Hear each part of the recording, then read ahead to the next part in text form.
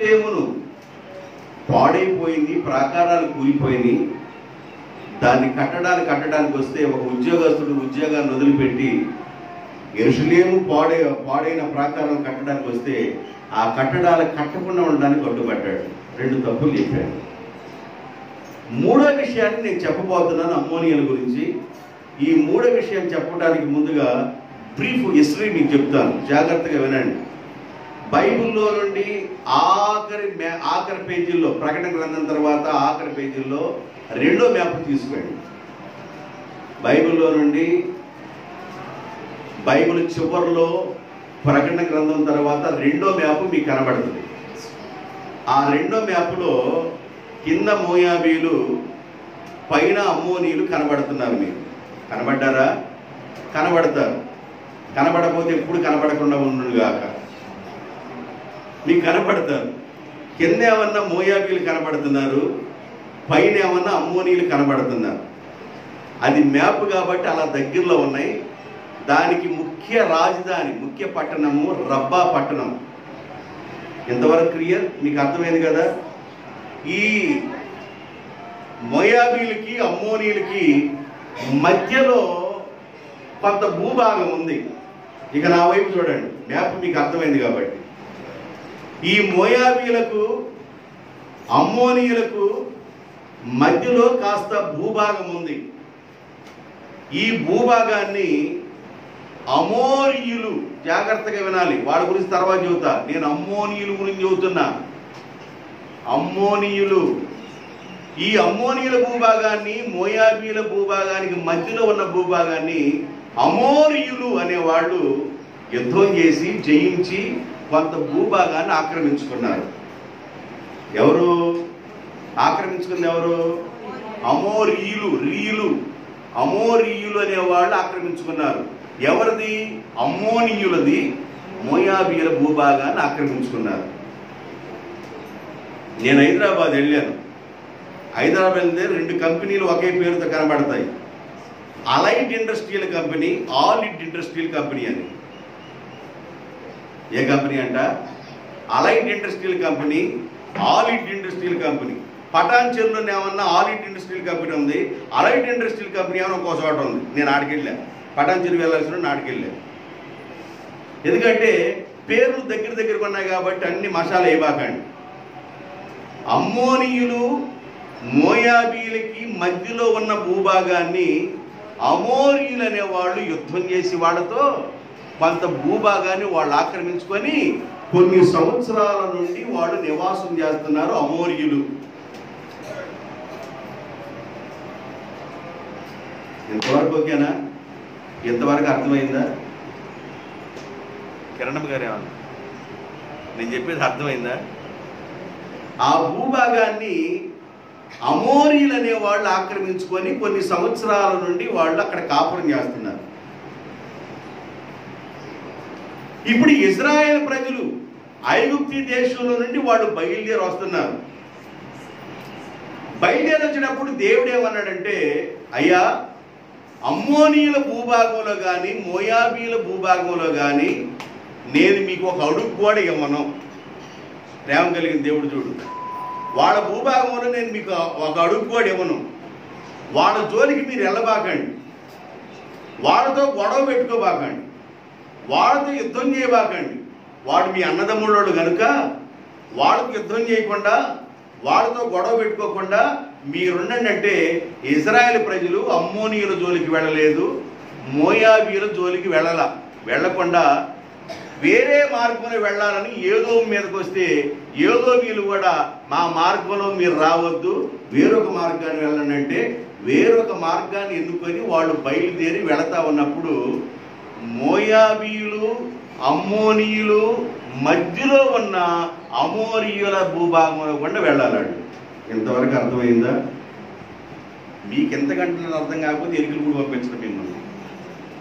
ఎంత క్లియర్గా మీకు అర్థం కాకపోతే మిమ్మల్ని అక్కడ పంపిస్తే వాడు మామూలుగా అంటర్ పెట్టి కొడతాడంట. ఎరికలు పూడోడు మైండ్ పోయి పంపిస్తే వాడు మామూలు కొట్టాడంట.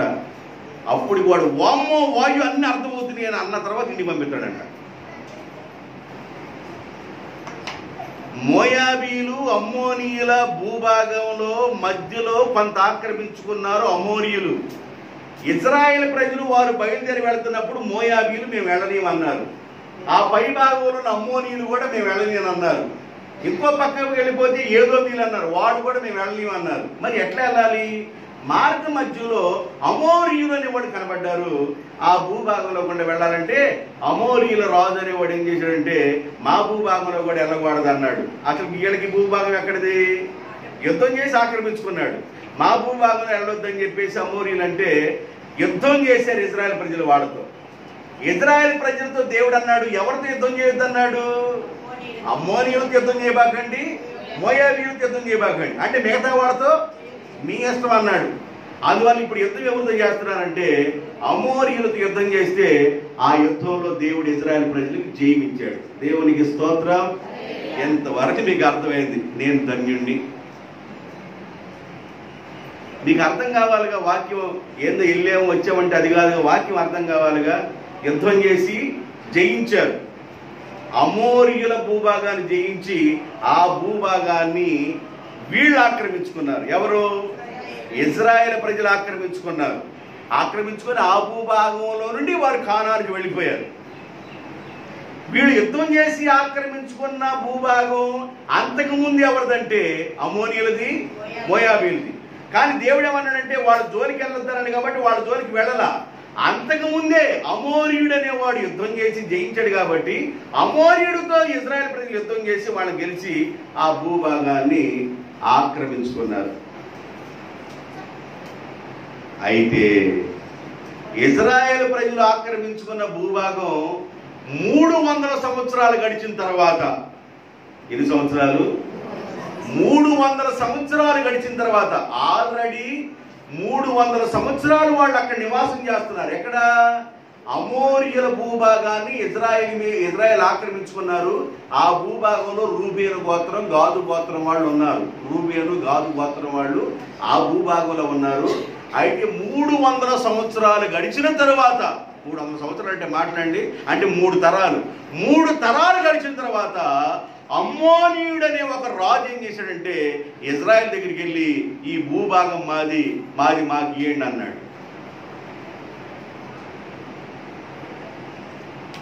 ఏదైనా ఒక ఇంట్లో కానీ నీ ఉండి కరెంటు బిల్లు కానీ నీ పేరుతో 10 సంవత్సరాలు కడితే ఆ ఇల్లు నీదే.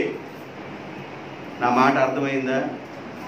అందుకని ఏ ఇంట్లో అన్న ఉండి కరెంటు బిల్లు నీ పేరుతో కట్టారు 10 సంవత్సరాలు, ఆ ఇల్లు మీదని అనుకోవటానికి అయిపోద్ది అంతే. 10 సంవత్సరాలు కరెంటు బిల్లు కడితే ఆ ఇల్లు మీదే. స్థలాలను ఆక్రమించుకొని అక్కడ కరెంటు బిల్లు వచ్చిన తర్వాత ఆ ఇంట్లో కరెంటు బిల్లు మీరు కడతారు అనుకో, 10 సంవత్సరాలు 20 సంవత్సరాలు ఆ భూమి మీయే. ఇప్పుడు 300 సంవత్సరాలు ఇజ్రాయెల్ ప్రజలు కాపురం చేస్తే ఆ 300 సంవత్సరాలు గడిచిన తర్వాత అమ్మోనీయుల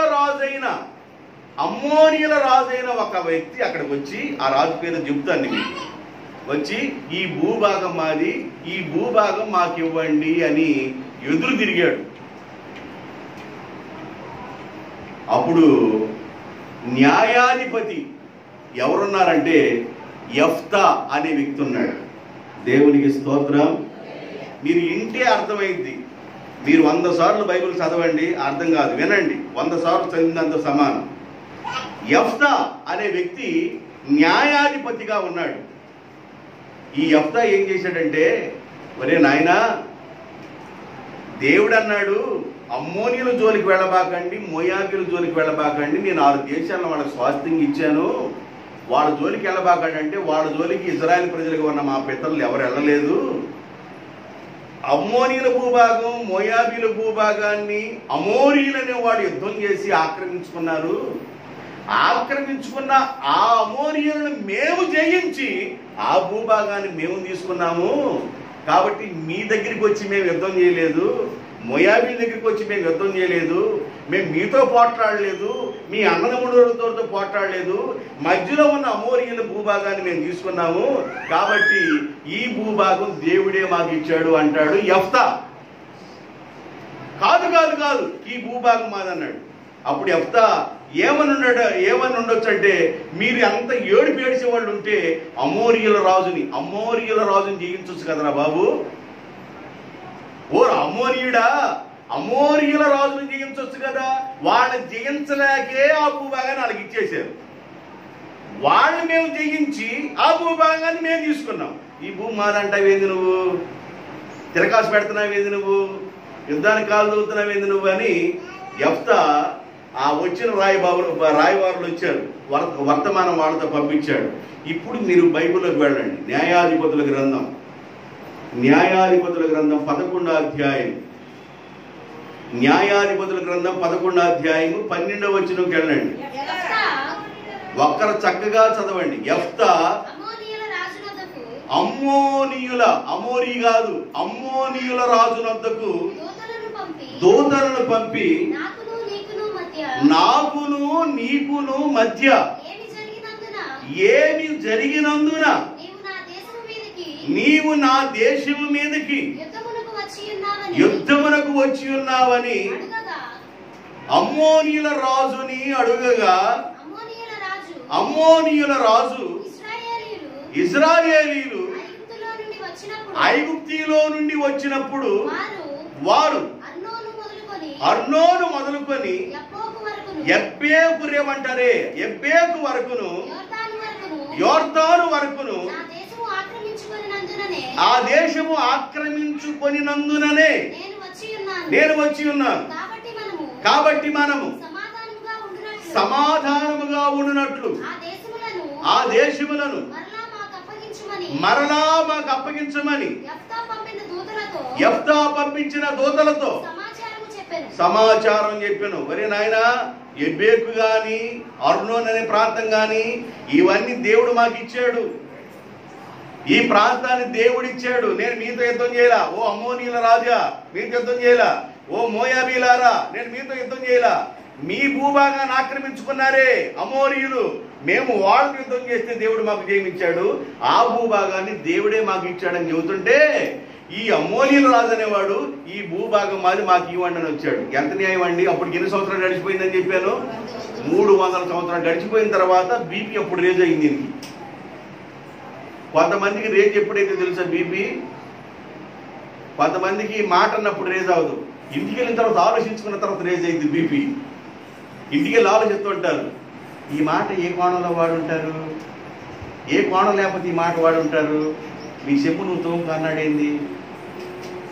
ఇంటికి ఆలోచించి బీపీ అక్కడ రేంచి అక్కడ బద్దలైపోతాయి నరాలు.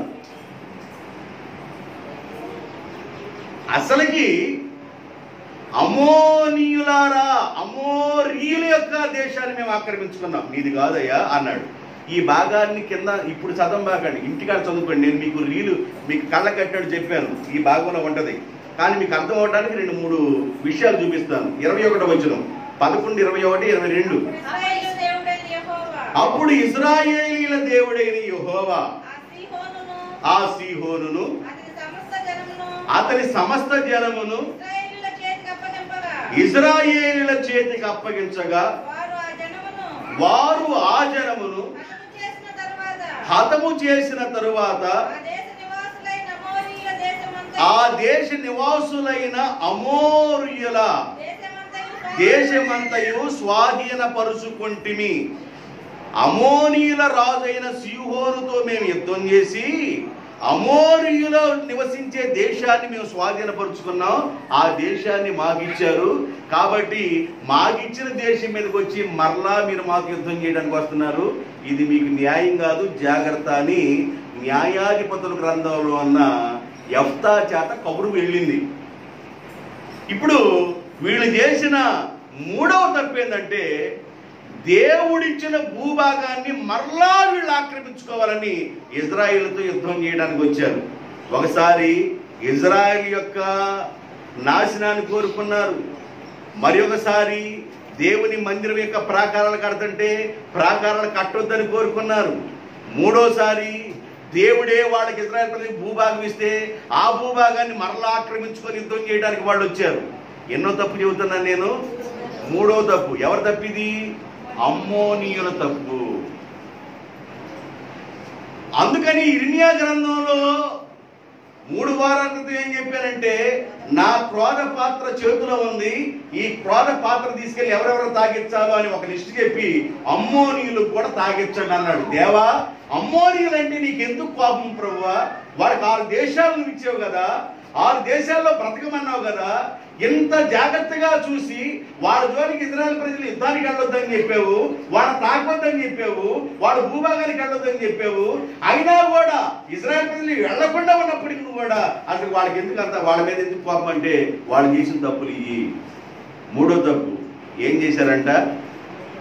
300 సంవత్సరాలు కాపురం చేసిన తర్వాత ఈ నేల మాదని వచ్చి వాళ్ళు ఆయనతో యుద్ధం చేయడానికి వచ్చారు. యెఫ్తా కబురు పంపించాడు, నీతో మేము యుద్ధం చేయడం కాదు, సీహోను అనే ఒక రాజు, అమోరీయుల రాజు ఉన్నాడు, మా తాత ముత్తాతల క్రితమే అప్పుడే వాడు యుద్ధం చేసి వాడు జయించి ఆ ప్రాంతాన్ని మాకు ఇచ్చాడు కనుక ఈ ప్రాంతంలో గాదు గోత్రము, రూబేను గోత్రం వాడు నివాసం చేస్తున్నారు, ఈ భూభాగాన్ని మేము మీకు ఇయ్యము అన్నారు. అమ్మోనీయుల 3వ తప్పేదంటే వాళ్ళు కాని భూభాగం కొరకు వాళ్ళు వచ్చి యుద్ధం చేస్తున్నారు.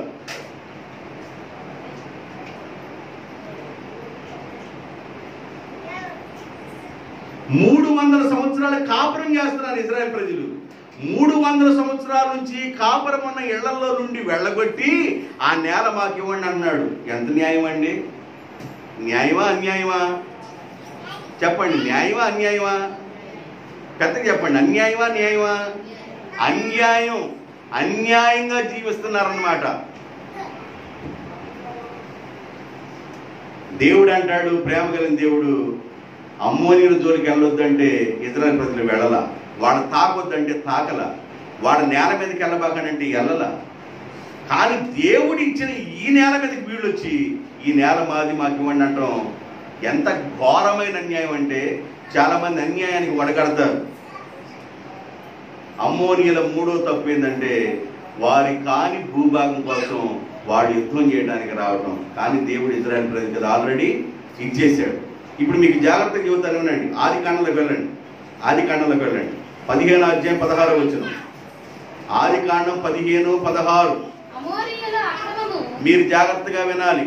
అమోరీయుల అక్రమము ఇంకను సంపూర్ణము కాలేదు గనుక నీ 4వ తరం వారు, అబ్రహామా, నీ 4వ తరం వారు అమోరీయుల భూభాగాన్ని ఆక్రమించుకున్నారే, ఎక్కడికి మరలా వచ్చేదరని దేవుడు నిశ్చయముగా అబ్రహాముతో.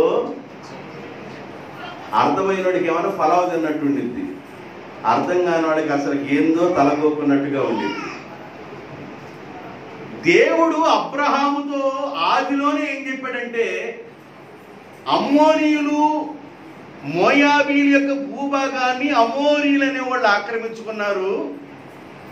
ఈ అమోరీయుల యొక్క అక్రమము ఇంకా పండల, వాళ్ళ పాపం ఇంకా పండలేదు కనుక వాళ్ళ పాపం పండినప్పుడు అబ్రహామా, నీ 4వ తరములో ఉన్న ప్రజల్ని అమోరీయుల భూభాగంలోకి పంపిస్తాను, ఆ భూభాగాన్ని నేను మీ పిల్లలకి ఇస్తాను అన్నాడు దేవుడు. చెప్పిన దేవుడు చెప్పినట్లే ఐగుప్తీ దేశంలో బయలుదేరి వస్తున్న అబ్రహాము యొక్క సంతానానికి అమోరీయుల భూభాగాన్ని దేవుడు నిశ్చయముగా ఇచ్చేశాడు. ఇచ్చిన తర్వాత 300 సంవత్సరాలు కాపురం ఉంటే ఆ కాపురం ఉన్న నేల మీదకి అమ్మోనీయుల రాజు అనేవాడు వచ్చేసి ఈ నేల మాకివ్వండి, ఎబ్బేకు దగ్గర నుంచి అర్నోను ఆ ప్రాంతం వరకు ఇదంతా మాదే, మాకివ్వండి అన్నాడు. మేము అన్నారు. అమ్మోనీయుల 3వ తప్పు మీకు అర్థమైందని చెప్పాను. 4వ తప్పు చెప్తాను, జాగ్రత్తగా వినండి. హెస్కేలు గ్రంథం 25వ అధ్యాయం. యెహెజ్కేలు గ్రంథము 25వ అధ్యాయము 1, 2, 3 వచనాలు. మరియు యెహోవా వాక్కు నాకు ప్రత్యక్షమై ఈ విధంగా చెప్పెను, నరపుత్రుడా, అమ్మోనీయుల తట్టు ముఖము త్రిప్పుకొని వారిని గూర్చి ఈ మాట ప్రవచించుము. అమ్మోనీయులారా, అమ్మోనీయులారా ప్రభు అయిన యెహోవా మాట ఆలకించుడి. ప్రభు అయిన యెహోవా సెలవిచ్చినదేమనగా నా పరిశుద్ధ స్థలము అపవిత్రపరచబడినప్పుడు ఇశ్రాయేలు దేశము ఇజ్రాయేల్ దేశం పాడైనప్పుడు యోధావారు చెరలోనికి పోయినప్పుడు మీరు సంకల కొట్టుకున్నారు కదా. ఆగండి. సంతోషం అంటే ఏంది? గెట్టినోళ్ళు ఎవరన్నా జారిపడి 2 పళ్ళు ఉండి అనుకో, అమ్మయ్య కళ్ళు సమ్మగా ఉన్నాయమ్మా అంటే దాని అర్థం ఏంది? మన గెట్టినోళ్ళకి ఎవరన్నా కూడా జారిపడి ముందున్న 2 పళ్ళు కానీ ఊడిపోయి వాళ్ళు అట్టగా పిదానికి కానీ పుట్లు వేపించుకొచ్చి అలాగా మాట్లాడకూడదని చెప్పేసి ఎక్కడ ఒక ప్లాస్టర్ ఎక్కడ ఒక ప్లాస్టర్ బ్యాండ్ వేసి మూతి కానీ అట్టకొచ్చి మనకు కనపడ్డారు అనుకో, ఏమైంది? జారి పడ్డారంట, 2 పళ్ళు ఉండి అంట, 3 పుట్లు పడ్డాయన్న అట్టగా. అయ్యో అనుకొని లోపలికి వెళ్ళి సంగలు అబ్బాలు తిని అంటే దాని అర్థం ఏంది? అమ్మోనీయులు అనేవాళ్ళు ఎలాంటి మనసు కలిగిన వాళ్ళు అంటే, యోధా ప్రజలకు కష్టాలు వచ్చినప్పుడు, వాళ్ళ ప్రాంతంలో నుండి వాళ్ళు చెరకెళ్ళినప్పుడు, యెరూషలేము పాడైనప్పుడు వాళ్ళు సంకల కొట్టుకొని సంతోషించారంట. కొంతమంది నాశనం అవుతుంటే ఊళ్ళు ఎగరేసుకొని అవుతా ఉంటారు. ఈ స్వభావం ఎవరిదంట? చెప్పండి, ఎవరి స్వభావం ఇది? అప్పుడప్పుడు ప్రార్థన చేసి మనం కూడా అట్లాగే ఉంటాం. ఎట్లా ఉంటామంటే, మనకి ఎవరన్నా పడలేదు అనుకోండి, ఎవరన్నా పడినప్పుడు ఆ పడని వ్యక్తికి ఏదైనా జరగరాని జరిగింది అనుకోండి, అయిందా తెమ్మగా కుదిరింది అని బయటికి అనలేకపోయినా లోపల మనసుతో చెప్పుకుంటాం. ఈ మాటలన్నీ ఎవరు వింటా ఉంటారు? చెప్పండి, నువ్వు అనుకునే మాటలన్నీ ఎవరు వింటా ఉంటారు? నువ్వు మనసులో అనుకునే మొత్తం దేవుడు వింటా ఉంటాడు. స్కానింగ్ చేస్తాడు ఆయన. స్కానింగ్లు అన్నీ బయటపడతాయి. కడుపులో గడ్డ ఉందా లేదా, బలం ఉందా లేదా అని అన్నీ బయటపడతాయి. ప్రభుకి స్కానింగ్లు అన్నీ బయటపడతా ఉంటాయి. వీళ్ళు స్కాన్ చేస్తేనంట వాళ్ళంట సంతోషిస్తున్నారంట. ఇజ్రాయేల్ ప్రజలకి యూదులకు వచ్చిన కష్టాలను బట్టి, వాళ్ళకు వచ్చిన బాధలను బట్టి సంతోషిస్తున్నారు. ఫస్ట్ నుండి ఏం కోరుకున్నాడంటే, అన్నదమ్ముడు వరుస అయ్యే వీళ్ళని నాశనాన్నే కోరుకుంటున్నారు. అమ్మోనీయులు ఫస్ట్ నుండి నాశనం కోరుకుంటున్నారు. యాక్చువల్గా వాళ్ళు ఏమనుకోవాలంటే, ఘనమైన దేవా 6 దేశాలను మాకు ఇచ్చి మమ్మల్ని సక్రంగా నివాసం చేయమని చెప్పావు. మా అన్నదమ్ముడు వరుసయ్యే ఇజ్రాయేల్ ప్రజలు కానీ యూదులు కానీ ఐగుప్తు దేశంలో 430 సంవత్సరాలు బానిసలైపోయి ఏడ్చి ఏడ్చి ఏడ్చి ఏడ్చి ఏడ్చి వెట్టి చాకిరీ చేసి వాళ్ళు తిరిగి మరలా మీరు వాగ్దానం చేసిన అమోరీయుల ప్రాంతంలోనికి, కానానులోనికి వాళ్ళని తీసుకెళ్తున్నావు కదా ప్రభువా. వాళ్ళకి ఇవ్వబోతున్న దేశాన్ని బట్టి వందనాలు నాయనా.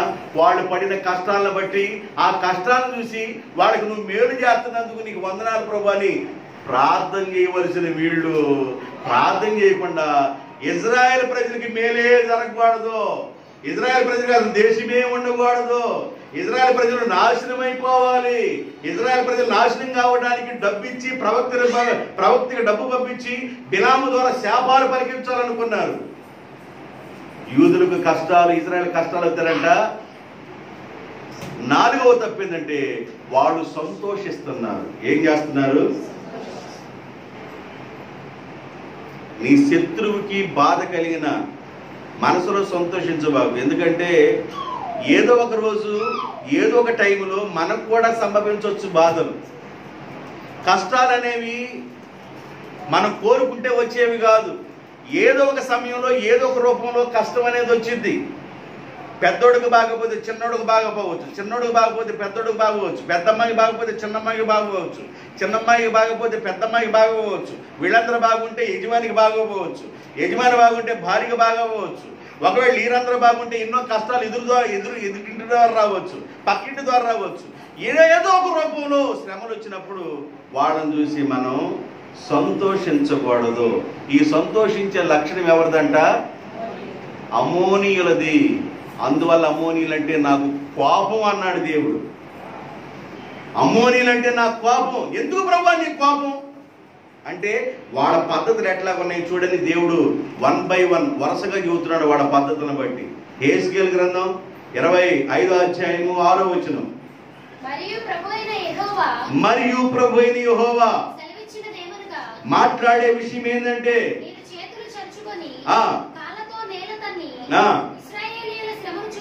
ఇశ్రాయేలీయుల శ్రమను చూసి మనసులో ఉల్లసించితిరి.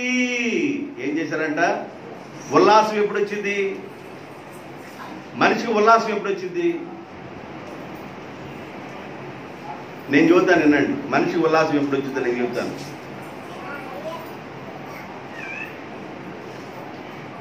జగనన్న బొలుసులపాలెం వచ్చి ఎవరింటికి వెళ్ళకుండా నీ ఇంటికి వస్తే మన ఊరి వాళ్ళందరికీ వెళ్ళి మీరు ఎలా చూస్తుంటారంటే, ముఖ్యమంత్రి వచ్చాడు మా ఇంటికి, ఎక్కడ లేని ఉల్లాసం, ఒక రుస్తు లాంటి ధైర్యం. ఎందుకంటే ముఖ్యమంత్రి వచ్చాడు మా ఇంటికి, ఉల్లాసం. ఒకవేళ నీసేలో బోరేస్తుంటే నీళ్లు రాకుండా వజ్రాల్లో వచ్చినాయి అనుకో,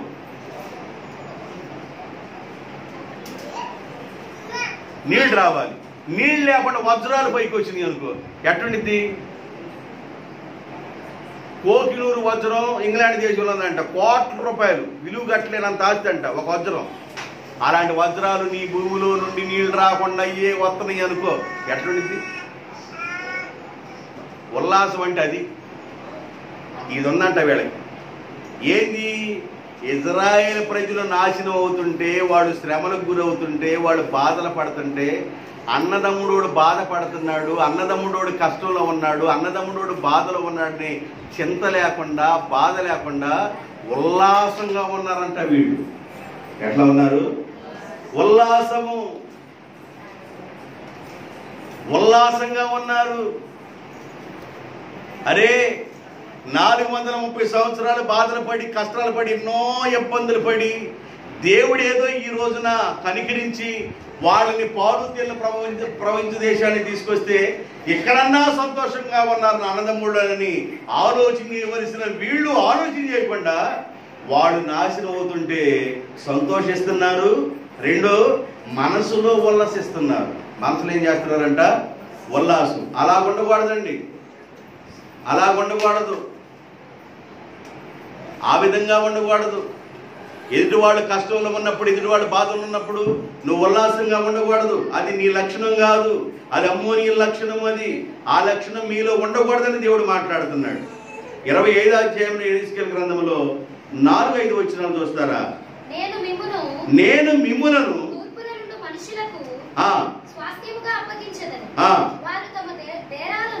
వారు తమ డేరాలను మీ దేశంలో వేసి మీ మధ్య కాపురం ముందు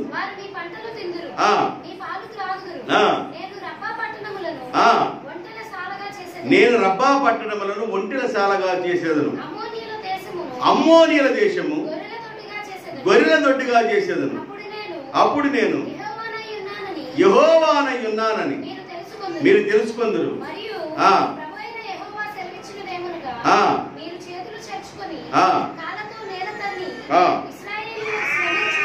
ఇశ్రాయేలీయుల శ్రమను చూసి నీ మనసులో తిరస్కారము కొలది ఉల్లసించిదిరి గనుక నేను యెహోవానై ఉన్నానని మీరు తెలుసుకున్నట్లు నేను మీకు విరోధినై గడ్డి పెడతాను అన్నాడు దేవుడు.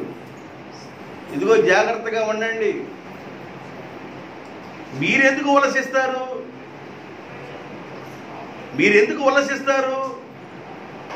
మీరు కష్టాలు ఉండవలసిన మీకు కష్టాలు లేకుండా 6 దేశాలు నేను మీకు ఇస్తే, అన్నదమ్ముడోడు కష్టంలో ఉంటే కష్టం నుంచి నా అన్నదమ్ముడోడు బయటికి రావాలని కోరుకోవలసిన మీరు కోరుకోకుండా వాడు నాశనమే కోరుకుంటున్నారు మీరు. అందుకని మిమ్మల్ని చూస్తుంటే నాకేం వస్తుంది? కోపము. మిమ్మల్ని చూస్తుంటే నాకు కోపం వస్తుంది అంటున్నాడు దేవుడు. ఎవరితో? అమ్మోనీయులతో మాట్లాడుతూ ఉన్నాడు, అమ్మోనీయులతో మాట్లాడుతున్నాడు. ఇలాంటి వారు దుష్టత్వము కలిగిన వారు అన్నమాట. ఎలాంటి వాళ్ళంట? దుష్టత్వము అంటే దుష్ట మనసు, దుష్ట మనసు.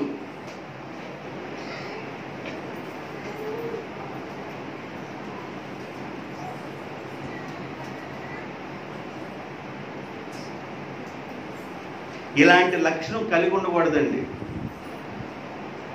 ఇలాంటి లక్షణం కలిగి ఉండి అందరూ బాగుండాలని కోరుకోవాలి. నీ అన్నదమ్ముడు బాగుండాలని కోరుకోవాలి. నీ అన్నదమ్ముడు నాశనం కోరకూడదు. ఈ లక్షణం నీకు ఉండకూడదు.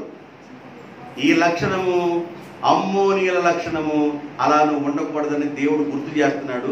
అలాంటి లక్షణం కలిగి ఉన్న వాళ్ళని దుష్టులు అన్నాడు దేవుడు. అయితే బైబిల్ ఏం చెప్తుందంటే దుష్టుడు తన దుష్టత్వంలో మరణించడం దేవునికి ఇష్టము లేదు. దుష్టుడు తన దుష్టత్వాన్ని తెలుసుకొని తన దుష్టత్వాన్ని విడిచిన యెడల నేను సంతోషించే దేవుణ్ణి అంటాడు. కాబట్టి మన మనసు ఎలా పనిచేస్తుంది? మన మనసు ఎలా పనిచేస్తుంది? నేను బాగుంటే చాలు, నా కుటుంబం బాగుంటే చాలు, ఎవరు ఏమైపోతే నాకెందుకు, ఎవరు ఎలా బ్రతికితే నాకెందుకు, ఎవరు ఎలా నాశనం అయిపోతే నాకెందుకు అనే మనసు ఎవరి మనసు తెలుసండి? సైతాను మనసు. ఆ మనసు ఎవరికి ఉందంటే అమ్మోనీయులకు ఉంది. ఇప్పుడు ఎన్నో తప్పు చెప్పాను మీకు? 4 తప్పులు చెప్పాను. ఇంకొక తప్పు చెప్పేసి నేను వాక్యాన్ని ముగించేస్తాను. జాగ్రత్తగా వినండి. ఈ తప్పులన్నీ అమ్మోనీయుల్లో ఉన్నాయి. అలాంటి తప్పులు ఏమన్నా మనలో ఉన్నాయేమో వాటిని లాగి బయట పెడితే మీరు ధన్యులు అన్నాడు దేవుడు. ఇంకొక తప్పు వాళ్ళలో ఉన్న తప్పు చూపిస్తాను. జఫన్యా గ్రంథం 2వ అధ్యాయం. జఫన్యా గ్రంథం 2వ అధ్యాయం 8-9 వచనాలు. మోయాబు వారు చేసిన నిందయు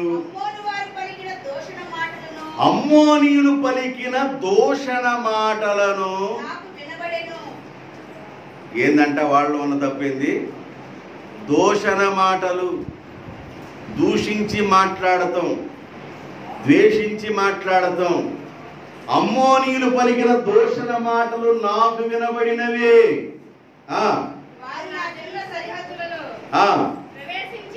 వారు నా జనుల సరిహద్దులలో ప్రవేశించి అతిశయపడి వారిని దూషించిరి.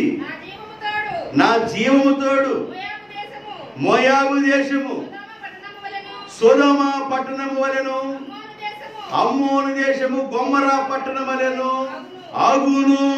ఏమైందంటే సొదొమ గొమొర్రా ఏమైపోయిందండి? అగ్ని గంధకాలతో కాల్చేయబడి ఉంది. అమ్మోనీయులను మోయాబీలను సొదొమ పట్టణాన్ని ఎలా చేశానో, గొమొర్రా పట్టణాన్ని ఎలా చేశానో, అమ్మోనీయుల దేశాన్ని మోయాబీ దేశాన్ని నేను అలా చేస్తాను అన్నాడు దేవుడు.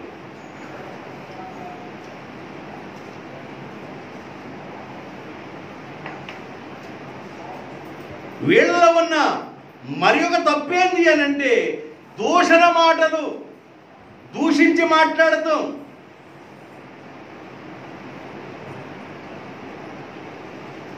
చిన్నోడు కాస్త బలంగా ఉన్నాడు అనుకోండి, పెద్దోడిని తిడతాం. పెద్దోడు బలంగా ఉన్నాడు అనుకోండి, చిన్నోడిని తిడతాం. దూషణ మాటలు. ఎవరికి బలం ఉంటే వాడు కబ్జా చేయటం, స్థలాలను కబ్జా చేయటం, స్థలాలను ఆక్రమించడం. ఇలాంటి లక్షణాలు మొత్తం అమ్మోనీయుల్లో కనబడుతున్నాయి. అందువల్ల అమ్మోనీయులను ఏం చేయబోతున్నానంటే గొమొర్రాకి ఏం చేశాను, సొదొమ గొమొర్రాకి ఏం చేశాను, అమ్మోనీయులకు కూడా నేను అదే చేయబోతున్నాను. దేనికి ప్రభువా? వాడు మంచోడు కదా. ఏడ మంచోడు అబ్బాయి? ఎక్కడ మంచోడు వాడు? వాళ్ళలో ఏ మంచి లేకపోయినా నేను వాళ్ళకి ప్రేమించేవారు దేశాలను ఇస్తే. ఇజ్రాయెల్ ప్రజలతో ఏం చెప్పానంటే వాళ్ళ జోలికి వెళ్ళొద్దని చెప్పాను, వాళ్ళకి యుద్ధం చేయబాకండి, వాళ్ళ సరిహద్దులు వెళ్ళబాకండి అని చెప్పాను. నేను ఎంత మేలు కోరుకున్నాను. సర్వశక్తిమంతుడున్న దేవుణ్ణి అమ్మోనీయుల మోయాబీల ఎంత మేలు కోరుకున్నాను నేను. అయితే వాళ్ళు అన్నదమ్ముడు యొక్క నాశనాన్ని కోరారు కనుక, అన్నదమ్ముడు యొక్క సావును కోరారు కనుక, అన్నదమ్ముడు శ్రమలో ఉంటే వాళ్ళు సంతోషిస్తున్నారు కనుక, అన్నదమ్ముడు సంతోషిస్తే వాళ్ళు మనసులో ఉల్లసిస్తున్నారు కనుక వాళ్ళు నేను ఏం చేయబోతున్నానంటే సొదొమ గొమొర్రాని చేసినట్లుగా నేను వాళ్ళకి చేయబోతున్నాను. కాబట్టి దూషించుకో, ఈ రాని బాకండి, దూషించబాకండి, మనసులో హీనంగా చూడబాకండి ఎవరిని. బైబిల్ ఏం చెబుతుందంటే తీసివేయబడిన రాయి మూలకు తలరాయి అవుతుంది. ఎవరిని తీసేయొద్దు. దేవుని బిడ్డలారా, నువ్వెవరిని తీసేయబాకు. ఈయనంటే ఎంత, ఈమంటే ఎంత, ఈ అబ్బాయి అంటే ఎంత, ఈ అమ్మాయి అంటే ఎంత, ఈయనంటే ఎంత అనే మనసులో రాని బాబు. ఆయనంటే ఎంతో దేవుడికి తెలుసు, ఆమంటే ఎంతో దేవుడికి తెలుసు. మనం ఎవరిని తీసేయకూడదు, ఎవరు తీసేయబాగండి. బైబిల్ చెబుతుంది, నీ ఎదుట ఉన్నవాడు నీకంటే గొప్పవాళ్ళని భావించమని చెబుతుంది, గౌరవించండి అని చెబుతుంది. ఇలాంటి లక్షణాలు అమ్మోనీయుల్లో లేదు, ఇలాంటి లక్షణాలు వాళ్ళ మనసులో కూడా లేదు. అందుకని దేవుడు అన్నాడు, నా క్రోధ పాత్రల వారికి నేను సహకరిస్తాను. సొదొమ గొమొరానికి చేసినట్లుగా నేను అమ్మోనీయులకు చేస్తాను, సొదొమ గొమొరానికి చేసినట్లుగా నేను మోయాబీలకు చేస్తాను. ఘనమైన దేవుడు ఎంత మాట్లాడి మోయాబీ దేశంలో నుండి వచ్చిన ఋతువును దేవుడు జ్ఞాపకం చేసుకున్నాడంటే ఆయన జాలి వేరు. మోయాబీ దేశంలో ఉన్న వచ్చిన ఋతువుని జ్ఞాపకం చేసుకొని ఋతువుల నుండి యేసుప్రభు వంశవాడిని తీసుకొచ్చాడంటే ఎంత ప్రేమ కలిగిన దేవుడు. రే నిన్ను కొడతాను రా జాగ్రత్త అన్నాడు, కానీ ప్రేమ చూపిస్తున్నాడు దేవుడు. ప్రేమ చాలా మందికి అర్థం కావటంలా,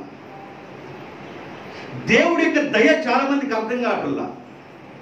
ఎన్నోసార్లు దేవుడు జ్ఞానం కలగడానికి బుద్ధి చెబుతున్నా, ఎన్నోసార్లు దేవుడు నీకు జ్ఞానోదయం కలగడానికి ఎన్నో పరిస్థితులు ఎదురవుతున్నా ఇంకా నీ జ్ఞానం కలగటంలా, అర్థం కావటంలా, అర్థం కావటం లేదు నీకు. దేవుడు మరలా నీతో మాట్లాడుతున్నాడు, దేవుడు మరలా మాట్లాడుతున్నాడు. అమ్మోనీయులు జ్ఞాపకం చేస్తూ దేవుడు మరలా నీతో మాట్లాడుతున్నాడు. నువ్వు జ్ఞానోదయం కలిగి దేవుని ప్రేమను గుర్తెరిగి నువ్వు ప్రార్థన చేసుకో. లైఫ్ చేంజ్ అంటే అదే, మనసు మారాలి. మనసు మారి ఎప్పుడైతే ప్రార్థన చేస్తామో, రాత్రి చెప్పాను మీకు వాక్యం, ఇప్పుడు జీవం విషయంలోను రాబోయే జీవం విషయంలోను అది మేలు. భక్తి అనేది హృదయాన్ని భక్తితోటి తిప్పండి, హృదయాన్ని భక్తితోటి తిప్పండి.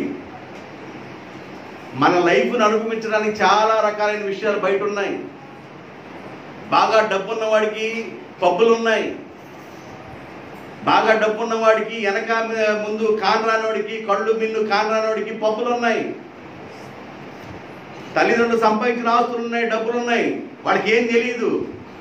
బళ్ళు వేసుకెళ్ళిపోతారు, కార్లు వేసుకెళ్ళిపోతారు, వాళ్ళు రుస్తూకి వెళ్ళిపోతారు, పబ్బులకి వెళ్తారు, ఎగిరినంతసేపు ఎగురుతారు, వస్తారు, వాళ్ళని ఏమనరు. జీవితాన్ని మార్చుకోండి, మనసును మార్చుకోండి, హృదయాన్ని మార్చుకోండి. ఎవరైనా పడితే, ఎవరైనా కూలిపోతే వాళ్ళని చూసి అయ్యో పడిపోయారు అనే మనసు కలిగి దేవుని మనసు అది. వాళ్ళ కోసం మనం ప్రార్థన చేయాలి. నాశనాన్ని కోరుకోకూడదు, నష్టాన్ని కోరుకోకూడదు. ఇలాంటి లక్షణం అమ్మోని లక్షణం కాబట్టి అవి మీలో ఒకవేళ ఉంటే వాటిని లోపల నుండి తీసివేయండి, నేను మిమ్మల్ని ఆశీర్వదిస్తాను అన్నాడు దేవుడు. ఈ మాటలు గుర్తుపెట్టుకోండి ఎంతవరకు. ఈ మాటల ద్వారా దేవుడు మిమ్మల్ని దీవించును గాక. ఆమేన్. తలలు వంచండి, ప్రార్థన చేద్దాం.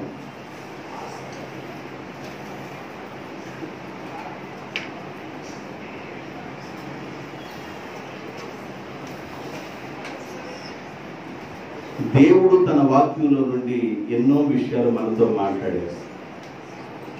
వాక్యము మనల్ని బ్రతికించింది. మనం పడిపోయిన గుంటలో నుండి వాక్యమే లేదు. వాక్యము జీవాన్ని ప్రసాదించింది. వాక్యం మీద మన ఆధ్యాత్మిక జీవితం కట్టబడాలి. వాక్యమే ఆరోగ్యం ఇచ్చింది, వాక్యమే స్వస్థత ఇచ్చింది, వాక్యమే నెమ్మది ఇచ్చింది. వాక్యాన్ని దొరుకుతున్నప్పుడు మనం జాగ్రత్తగా పోగు చేసుకోవాలి, వాక్యాన్ని జాగ్రత్తగా దాచుకోవాలి. ఎవరి జోలికి వెళ్ళకూడదు. అమ్మోనియుల లక్షణాలు కలిగి ఉన్న వారి జోలికి వెళ్ళదు. వాళ్ళ విషయాలు చాలా ఘోరాతి ఘోరంగా ఉన్నాయి. అలాంటి లక్షణాలు మీలో లేకుండా చూసుకోండి, అలాంటి మనస్సు మీలో లేకుండా చూసుకోండి, అలాంటి ఆలోచనలు మీలో లేకుండా చూసుకోండి. ఇతరులు పడిపోయినప్పుడు, ఇతరులు శ్రమలో ఉన్నప్పుడు వాళ్ళని చూసి సంగల కొట్టుకోబాకండి. మనసులో ఉల్లసించబాకండి. ఇది అమ్మోనీయుల లక్షణము.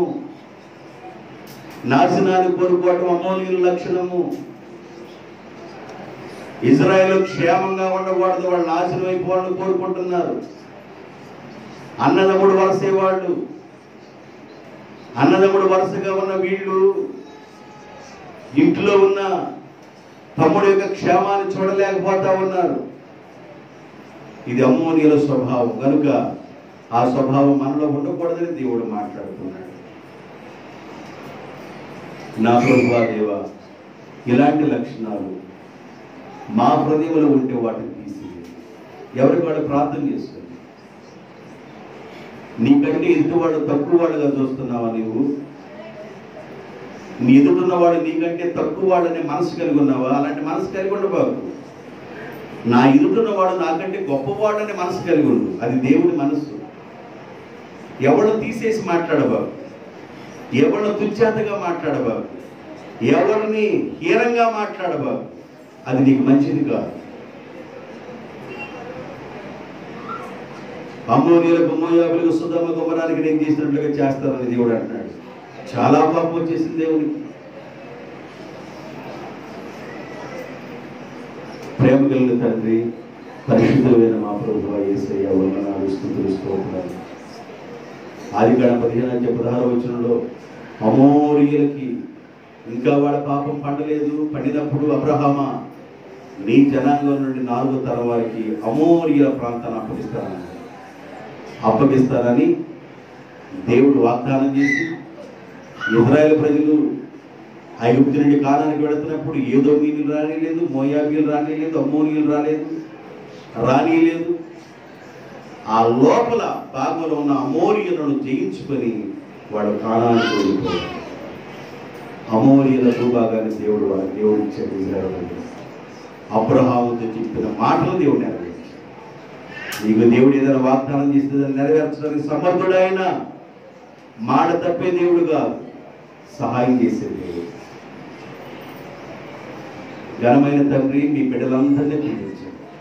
మీ సన్నిధికి చేరుచిన ప్రతి బిడ్డను పేరు పేరు చొప్పున ఆశీర్వదించండి. మేలుతో నింపి తృప్తిపరచమని, విద్యల సువార్త నీరు పెట్టి ఫలింపచేయమని యేసు నామములో ప్రార్థన చేయుచున్నాను తండ్రి. ఆమేన్.